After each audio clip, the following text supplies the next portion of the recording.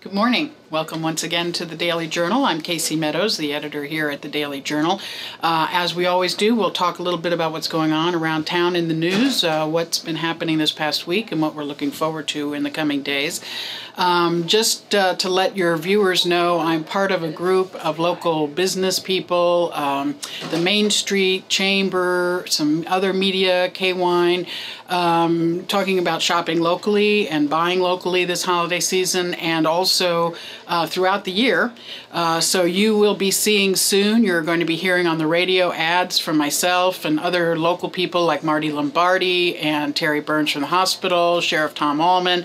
We'll be looking at trying to urge local citizens to buy locally as much as they can this holiday season. There are some new graphics that you'll see out there. I don't know if you can see this. Proud to shop, think, be local. Mendocino County is one of the graphics we've come up with. You'll see window displays. You'll see, I think we're looking at bumper stickers. We're looking at maybe some lapel stickers for people who shop at local stores. It's an effort to make people aware that shopping locally mostly is good for the local economy, but it does remind people that your sales taxes here in Mendocino County do pay for fire and police protection. Local merchants also, if they're doing well, have the opportunity to continue to support Little League and soccer and the yearbook, the school yearbooks, arts and entertainment here in the community. So it's really important to think about shopping locally. So that's my spiel for this morning, and I'm hoping you guys will take it to heart. In terms of the news, we had several things going on at the City Council this week, which we'll have Rob Burgess talk about. We had a terrible tragedy over on the coast on the weekend, on Saturday. That man from San Francisco who was swept off the Mendocino headlands by a rogue wave, which was very unfortunate. And then following that, his twin 18-year-old sons got into a scuffle with sheriff's deputies and the highway patrol, which was very unfortunate. To my knowledge, they have still not found this man's body, and I know the search for him continues. Let's go talk to Rob about what was happening this week at City Council. Hi, Rob. Hey. We had two kind of big things happen. The mayor, Doug Crane, as of next meeting will not be the mayor. He is this kind of rotating thing every year. Phil Baldwin, who was the vice mayor, now the mayor. Next in line was going to be John McCowan, but he was elected to the Board of Supervisors, so that's a separate issue, and it's based on seniority, so Benj Thomas was the next one in line for that, so he is now vice mayor as of the next meeting. They're having a special meeting next week to determine who's going to fill McCowan's seat. They are trying to figure out the criteria for replacing them and things like that.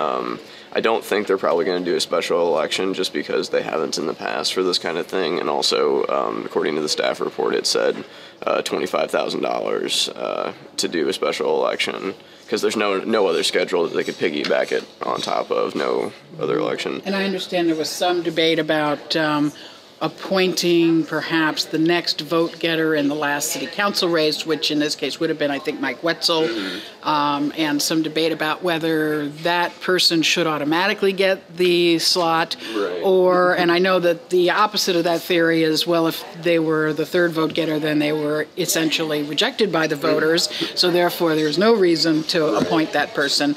Has there been any talk about who might be wanting that slot?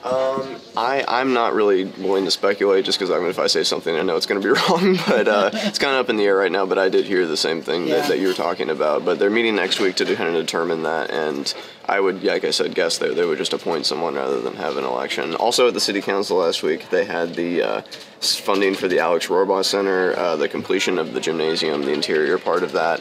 They're still about $1.5 million away from being done with that, and they've got the city and 3 other agencies possibly involved in getting some money together to complete that here next year.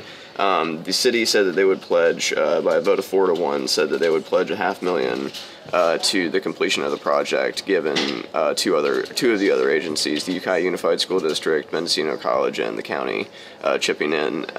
They don't have a firm commitment from all 4, and it's kind of all very up in the air right now as to what is going to happen, as far as, because they need like all these, at this point they need all these different legs to build the table. So now, I understand this is all redevelopment money they're talking about. This is not general funds that are coming out of anybody's general budget. Yeah, this is all redevelopment funds, not the general fund. So, but that was what Doug Crane actually descended to, is because he wanted to use the redevelopment funds for some, improving business or some other type of, actual redevelopment. And also the point was made that the Roebuck Center isn't within the city limits.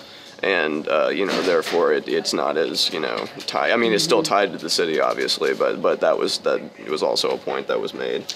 And I understand that the city is interested in this point at actually putting a city recreation office in that building, which I understand that Frank McMichael at LAFCO says they need some special permission from LAFCO to do that. I think that's debatable, but they're going to have to look into that and see whether or not they need special permission to have a city office outside the city limits. Right. And the $1.5 million, my understanding is that the main thrust of that is to finish the gym.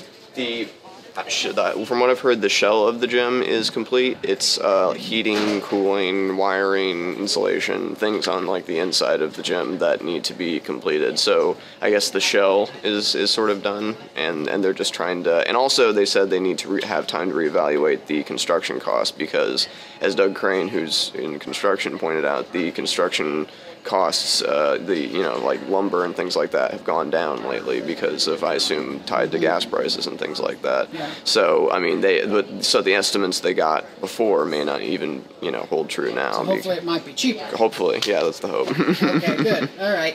Let's talk for a moment with Zach Sinek, our other reporter here at the Daily Journal, who covers not only police and courts, but also agriculture for us. I know you were working on a story on the final report on the crush. How are things going? Things are down like 40%, and across different vineyards and all. Some people it was 2 to 3%, others everything went. And that goes back to in the spring there was kind of a freak weather event of 21 something like straight days of frost, and that was really hard on the grapes. And then there was kind of a frost this fall too that wasn't so much damaging to the grapes as it just kind of made the everything go dormant a little earlier for the winter. It wasn't building the sugars. The sugars were not getting ripe enough, and it delayed the picking, or it just made the grapes sort of a different quality.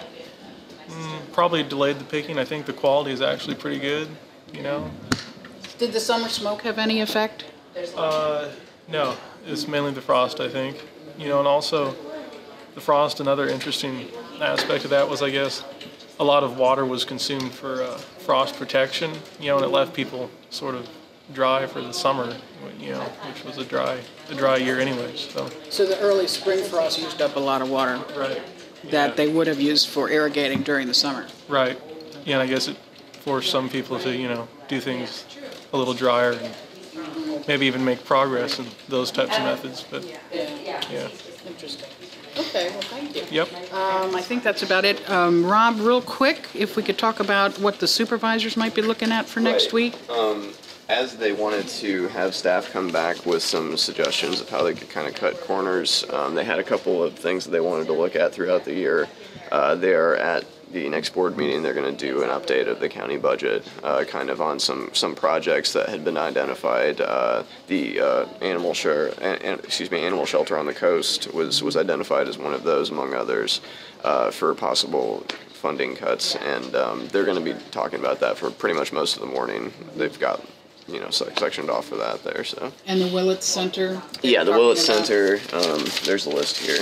But yeah, there's a couple of projects that they identified during the budget time that they would like to see, looked at how much it costs to do. So it's,